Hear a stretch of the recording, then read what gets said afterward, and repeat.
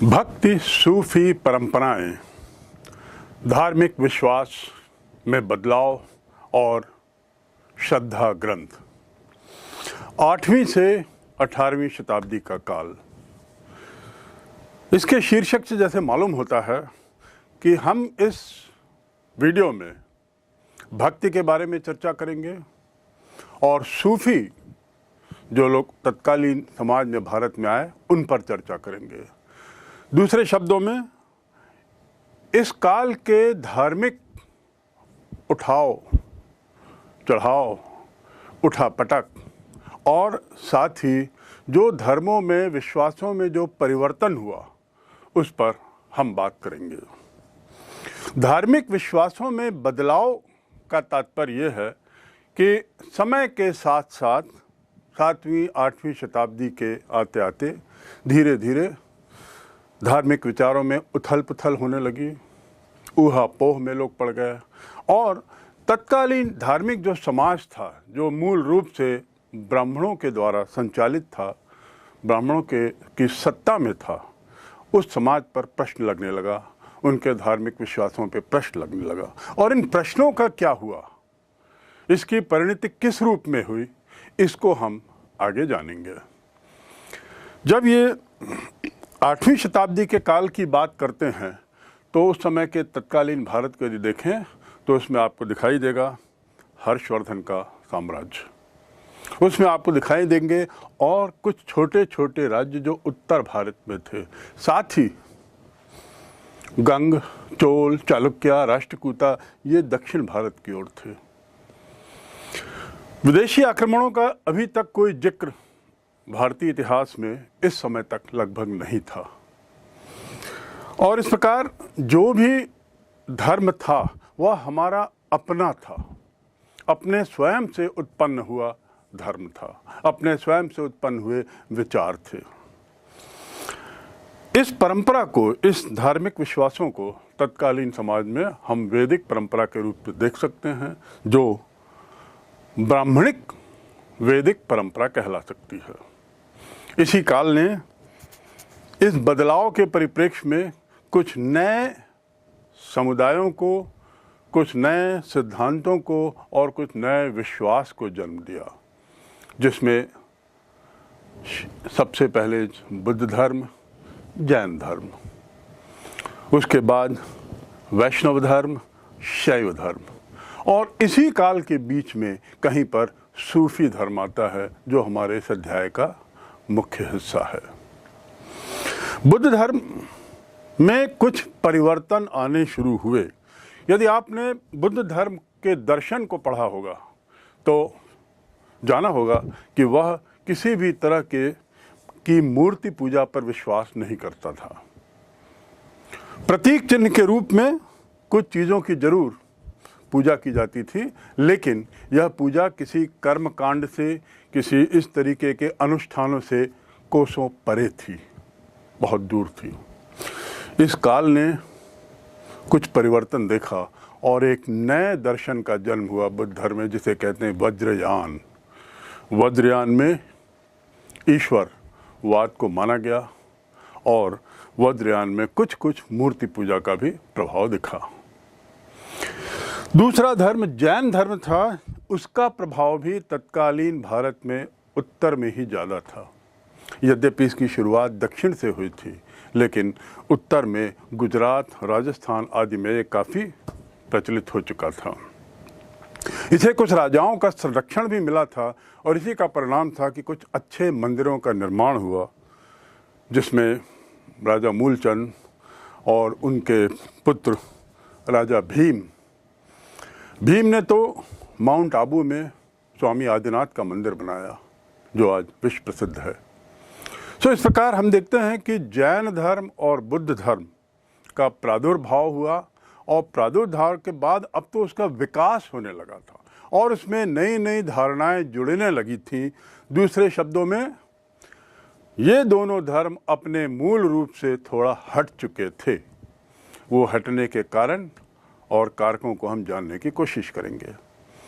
इसके साथ ही शैव धर्म और वैष्णव धर्म में भी कुछ परिवर्तन आए और ये नए जो विचार, नए जो विश्वास सामने आए, इन विश्वासों का असर क्या हुआ। विश्वासों ने समाज को बदला और समाज ने भी विश्वासों को बदलने में एक बहुत अहम भूमिका निभाई। तो अब हम इस चर्चा करेंगे इन परिवर्तनों की, इन विश्वासों की और उनके साथ होने वाले समाज में तत्कालीन परिणामों की, जो अंत में सूफी धर्म के आने के साथ ही समाप्त हुआ। जैसा मैंने बताया, हर्षवर्धन के बाद का काल, हर्षोत्तर काल, मूल रूप से विचारों और विश्वासों के परिवर्तन का काल था। राजनीतिक परिवर्तन जो भी हो रहे थे, पर धार्मिक परिवर्तनों का भी हमने यहाँ अनुभव किया है। हिंदू वैदिक परंपरा मूलतः मध्य भारत में थी और एक तरीके से अपनी पराकाष्ठा में थी। तो हिंदू वैदिक परंपरा की पराकाष्ठा होने के कारण इसके कहने का उद्देश्य ये है कि जो इनके देवी देवता थे, वो देवी देवताओं का स्वरूप भी थोड़ा सा बदल गया था और जो पुराने देवी देवता थे उनके स्थान पर कुछ नए देवी देवताओं को पूजा जाने लगा, जैसे इंद्र, अग्नि। ये इन लोगों का स्थान थोड़ा पीछे हो गया। हमारे पास ऐसे कोई उदाहरण विशेष नहीं है जिसमें ये लगे कि इन देवी देवताओं का स्थान वही था जो प्राचीन काल में हमारे वैदिक समाज में था। तो बदलते हुए देवी देवताओं की परंपराओं के परिणाम ये हुए कि इसके साथ ही लोगों के विचारों में भी बदलाव आने लगा और जैन धर्म और बुद्ध धर्म, जिनका प्रादुर्भाव बहुत पूर्व में हो चुका था, वे भी अपनी चरम पर थे और समय के साथ साथ वे भी बदलने लगे थे। इनमें भी तीव्र परिवर्तन देखा जा रहा था। बुद्ध धर्म के बारे में जैसा मैंने बताया, वज्रयान था। ये एक नई शाखा, एक नया दर्शन और ईश्वरवाद में इनका विश्वास। बुद्ध को ईश्वर के रूप में मानना स्वयं बुद्ध के लिए कल्पना से बाहर की बात थी, लेकिन समय के साथ साथ ये परिवर्तन बुद्ध धर्म में भी आया। जैन धर्म में तो कई तरह के परिवर्तन आए जिस पर हम आगे चर्चा करेंगे, लेकिन इतना जान लें कि इनको जो राजकीय संरक्षण मिला था, उस संरक्षण का परिणाम था कि जैन धर्म में बहुत सारे मंदिरों का निर्माण हुआ और जैसा मैंने पूर्व में बताया कि श्रवणबेलगोला कर्नाटक में और ऐसे माउंट आबू के मंदिर, ये सब इनको समर्पित थे। धार्मिक विकास के क्षेत्र में इस काल ने बहुत प्रगति देखी। जैन धर्म जो था वो व्यापारियों के द्वारा पोषित था। उनके विचारों से प्रभावित होकर अधिकतर व्यापारियों ने इसमें अपनी सदस्यता दी थी और जैन धर्म के व्यापारियों के संरक्षण मिलने के बाद इनकी जो पुस्तकें हैं, इनका विभिन्न भाषाओं में अनुवाद हुआ। इस अनुवाद का भी प्रभाव था कि जैन धर्म का काफ़ी विस्तार हुआ। बुद्ध धर्म, जैन धर्म, वैदिक, इसके साथ ही एक तंत्रवाद का जन्म हुआ। तंत्रवाद एक अलग ढंग का संप्रदाय था, एक अलग ढंग की विचारधारा थी। इस तंत्रवाद में ये यद्यपि काफ़ी लोकप्रिय था और पूर्वोत्तर भारत में ज़्यादा लोकप्रिय हुआ, असम, बंगाल और कुछ उड़ीसा के क्षेत्र, ये एक तरीके से वैदिक संप्रदाय का, वैदिक विचारों का एक सरल रूप था और इसमें सभी वर्ग शामिल थे। इस तांत्रिक परंपरा की खासियत ये थी कि महिलाओं और निम्न वर्ग को भी उसमें समुचित स्थान मिला हुआ था और इसीलिए तंत्रवाद वहाँ पर काफ़ी प्रचलित हुआ। इस तंत्रवाद में शक्ति को एक जो व्युत्पत्ति का कारण या उत्पत्ति का कारण शक्ति को माना गया और इसीलिए इसमें जो महिला देवी देवताएं हैं, उनको, देवियां हैं, उनको एक अच्छा स्थान मिला, एक अच्छी परंपरा शुरू हुई, उनको उक्त स्थान पर बैठाया गया। इस तंत्रवाद में एक खासियत ये थी कि ये लोग गुरु शिष्य परंपरा पर विश्वास करते थे और तंत्रवाद के अनुयायियों के लिए यह जरूरी था कि वे किसी को अपना एक गुरु माने और उनसे दीक्षा लें। दीक्षा के बिना तांत्रिक व्यवस्था में जुड़ना संभव नहीं था। तंत्रवाद के बाद वैष्णववाद की जो मैंने चर्चा की, जैसा कि नाम से स्पष्ट है, विष्णु के अनुयायी, और इसका जो क्षेत्र था, प्रभाव क्षेत्र, वह सबसे ज़्यादा विशाल था, सबसे ज़्यादा विस्तृत था। इस वैष्णव संप्रदाय में भक्ति मार्ग की परंपरा को अपनाया गया। कर्म मार्ग और ज्ञान मार्ग के बदले भक्ति पर ज़्यादा जोर दिया गया। यज्ञ, अनुष्ठान आदि चीज़ों को पीछे रखकर केवल यह माना गया कि यदि यह जीवन मृत्यु के चक्र से यदि मुक्ति पाना है, मोक्ष पाना है, तो भक्ति ही सर्वोच्च मार्ग है। और इसी भक्ति परंपरा के कारण ही बहुत संगीत, बहुत ज़्यादा गीत, संगीत आदि का प्रादुर्भाव हुआ। इस काल में ये भी देखा भक्ति परंपरा के अनुसार कि जो संत वगैरह होते थे, ये संत लोग अपने आसपास गीत संगीत के माध्यम से अनुयायियों को इकट्ठा करते थे और उस जरिए फिर भक्ति का प्रदर्शन किया जाता था अपने ईश्वर के प्रति। ये बात दूसरी है कि इसमें भी ब्राह्मणों ने अपने को अछूता नहीं रखा। समय के बदलने के साथ साथ ब्राह्मणों ने भी कुछ बदलने का प्रयास किया और कई बार तो ऐसा लगा कि शायद ये भक्ति मार्ग की जो परंपरा है, जिसमें संत हैं, ये ब्राह्मण शायद बिचौलिए का काम कर रहे हैं। किसके बीच में? ईश्वर और उनके अनुयायियों के बीच में। संत के स्थान पर यही ब्राह्मण आने लगे। खैर, ये परिवर्तन उस समय दृष्टिगोचर थे। पुराणों महाकाव्यों में जो कथाएं थीं, उन कथाओं का बड़ा विस्तृत विवरण किया जाने लगा और ये पुराण, महाकाव्य आदि का जो क्षेत्रीय भाषाओं में अनुवाद हुआ, इस अनुवाद का ही परिणाम था कि ये पुस्तकें अब जन जन तक पहुंची और भगवान के, ईश्वर के विभिन्न अवतार और उन अवतारों से संबंधित कहानियों की जानकारी अब जनमानस तक पहुंचने लगी। कृष्ण का अवतार सबसे ज़्यादा, कृष्ण रूपी अवतार सबसे ज़्यादा पॉपुलर हुआ, प्रसिद्ध हुआ और इसमें अलवर संतों का बहुत बड़ा योगदान रहा जो दक्षिण भारत में थे। तो इस प्रकार हम कह सकते हैं कि वैष्णव धर्म का जो कार्य क्षेत्र था, जो क्षेत्र था, वो बहुत ही ज़्यादा विस्तृत था।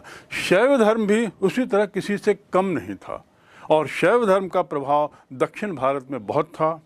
वहाँ पर नायनार संतों के प्रभाव के कारण शैव सिद्धांत का, शैव विश्वास का प्रचार प्रसार हुआ।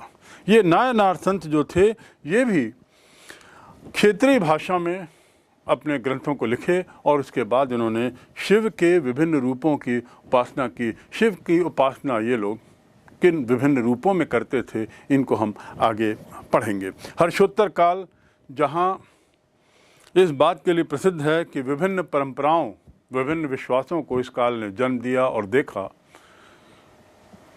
इस बात के लिए भी काल जाना जाता है कि अधिकतर जो राजा थे वो किसी न किसी धर्म के विशिष्ट अनुयायी थे। खासकर सबसे ज़्यादा शैव धर्म के अनुयायी उत्तर भारत के राजाओं में गुर्जर, चंदेल और आदि आदि जो जितने राजा थे, ये सब शैव अनुयायी थे।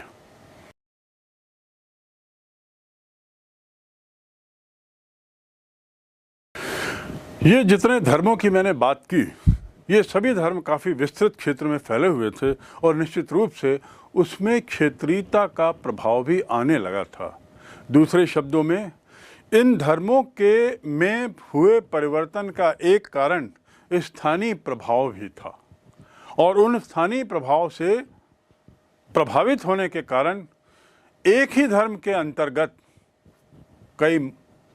अनेक मत हो गए थे और ऐसा देखा गया कि कई बार ये मतभेद के रूप में भी एक ही धर्म के अंदर समाहित हुए। जैसे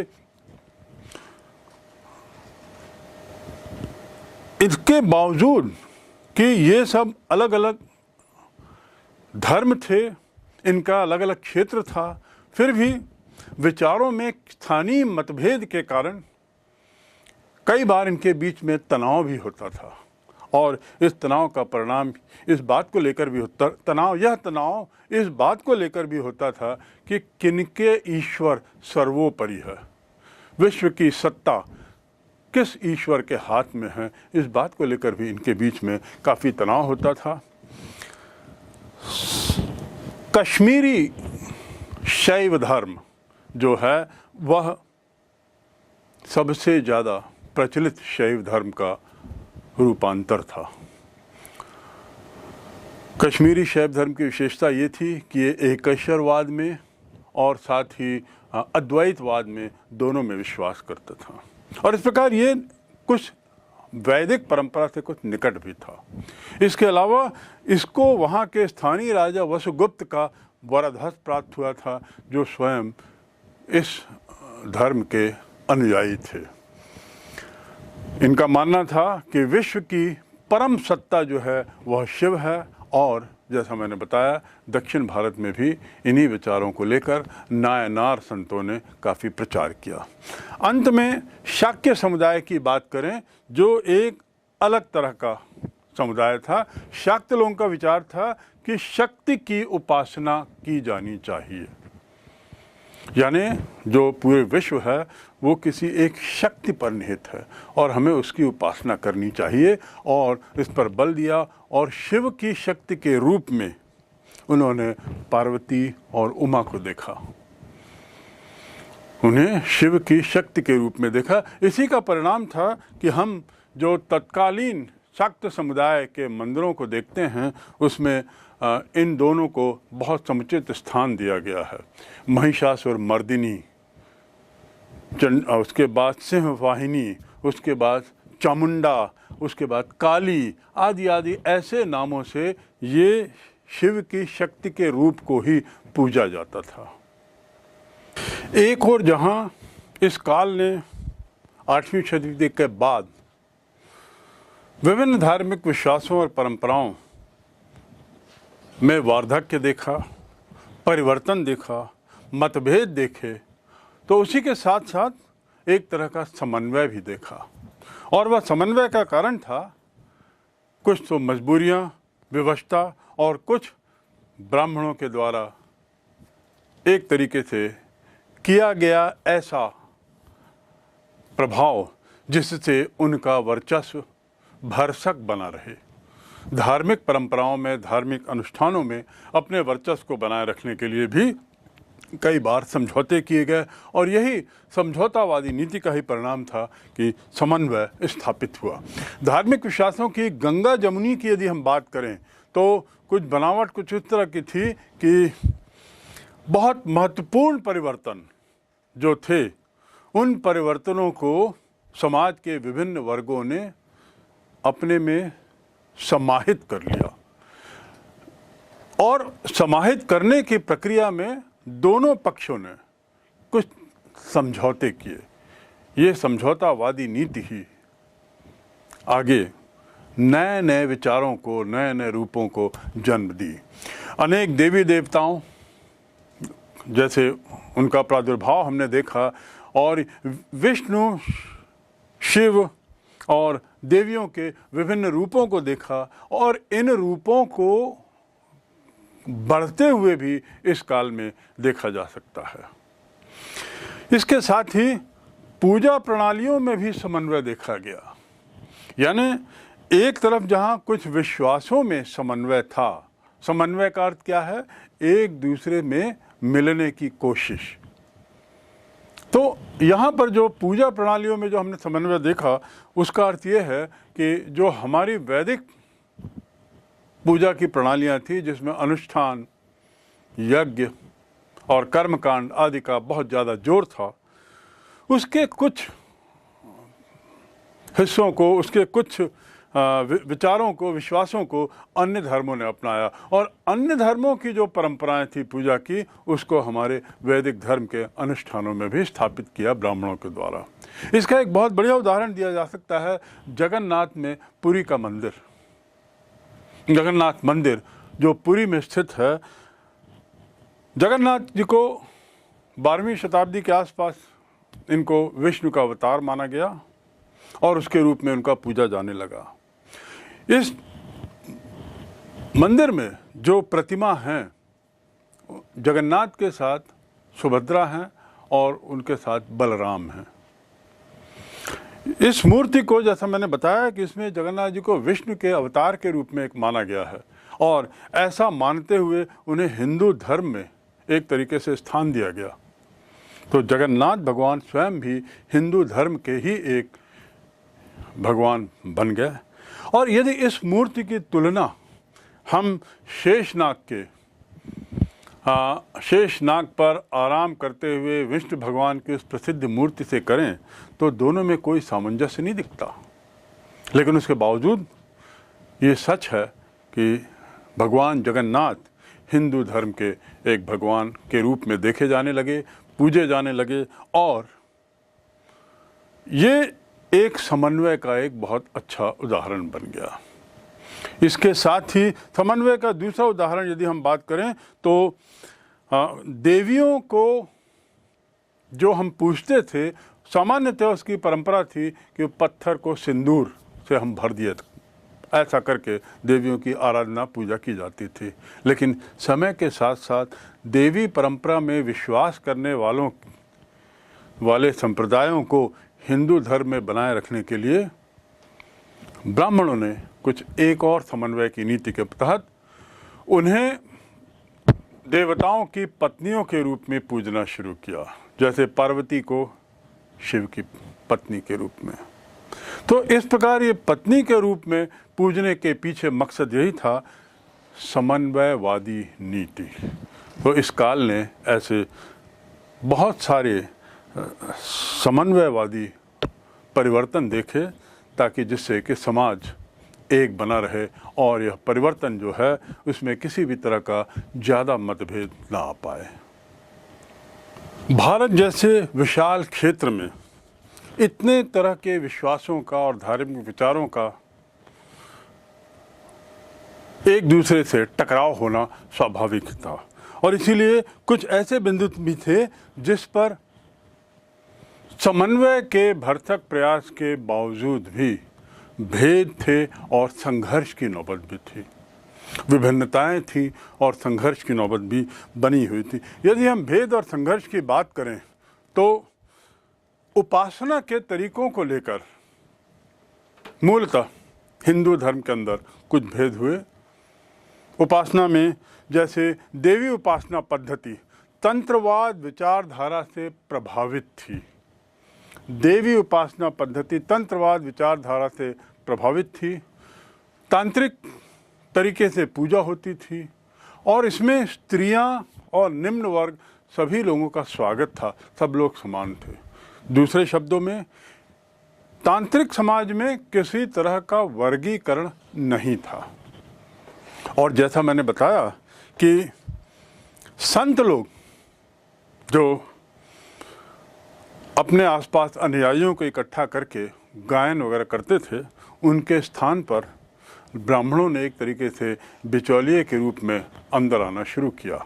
लेकिन वे इन स्त्रियों और निम्न वर्ग के लोगों को इस समाज में आने से रोक नहीं पाए और उल्टा बल्कि ये भी देखा गया कि उन्हें इस हद तक समझौता करना पड़ा कि निम्न वर्ग के कुछ लोग और कुछ स्त्रियां भी संत बनी। तत्कालीन समाज में उन्होंने संत के रूप में समाज को दिशा दी। कालांतर में इस तरह के जो विभिन्न मत या विभिन्न विश्वास या विभिन्न परंपराएं पनपी, इन सब को धीरे से हिंदू ही मान लिया गया। यानी ये हिंदू परंपरा जो मूल परंपरा थी उसके बाहर नहीं गया, उन्हें समायोजित करने की सतत कोशिश रही और इसी समायोजन को ही हम समन्वय कहते हैं। एक तरीके से यह प्रयास कि हमारे जो अनुयायी हैं विभिन्न धर्मों के, विभिन्न मतों के, ये मूलतः सब हिंदू ही हैं।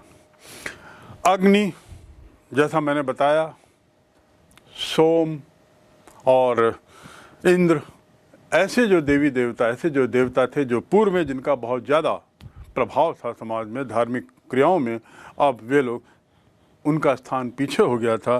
तत्कालीन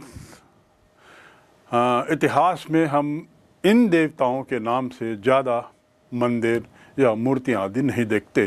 तो इसी से शायद ऐसा निष्कर्ष निकाला जा सकता है कि अब इनका स्थान नए देवी देवताओं ने ले लिया था। वैदिक परिपाटी को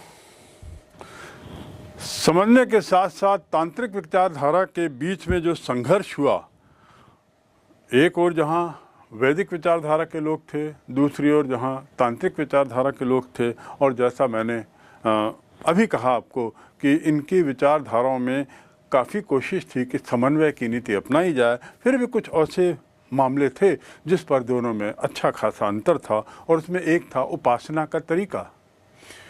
जहाँ वैदिक विचारधारा अनुष्ठान, यज्ञ आदि में विश्वास करती थी, वहीं तांत्रिक पद्धति का तरीका थोड़ा दूसरा था। वे एक तरीके से भक्ति के मार्ग में विश्वास करते थे, और ईश्वर की उपासना के तरीके को में विभिन्नता के कारण कई बार ऐसा देखा गया कि दोनों में कई बार संघर्ष की स्थिति आई। इसके साथ ही दोनों में विभिन्नता का एक और कारण था, और वह था कि वे अपने ईश्वर की सत्ता पर विश्वास करते थे। अपने इष्ट देव को वो सर्वोच्च सर्वोपरि मानने पर तुले हुए थे, और इसी का परिणाम था कि कई बार इन दोनों वर्गों के बीच में तनाव भी हो गया था। इस पद्धति में ये देखा गया कि जो नई परंपरा सामने आई,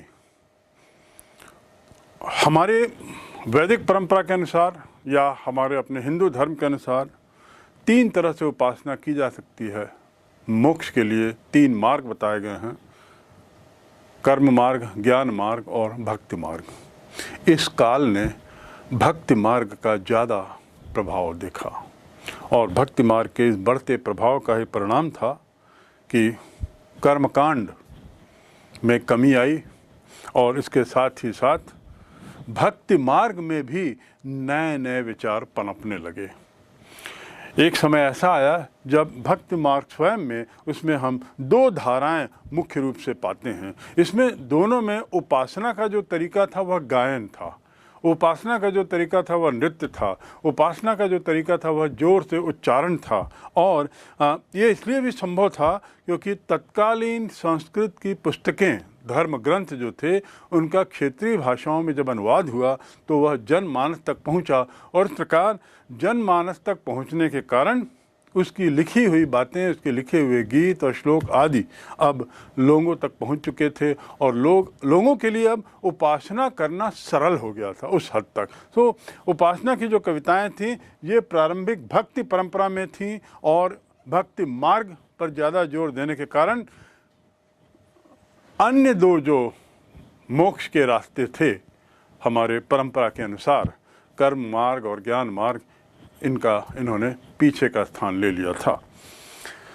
संतों के बारे में मैंने जैसा बताया, पुनः दोहराना चाहूँगा कि विष्णु के जो अवतार कृष्ण हैं उसको लेकर जो परंपरा बनी, संतों की परंपरा, वह अलवर कहलाई, और शिव के संतों को नायनार कहा गया जो दक्षिण भारत में।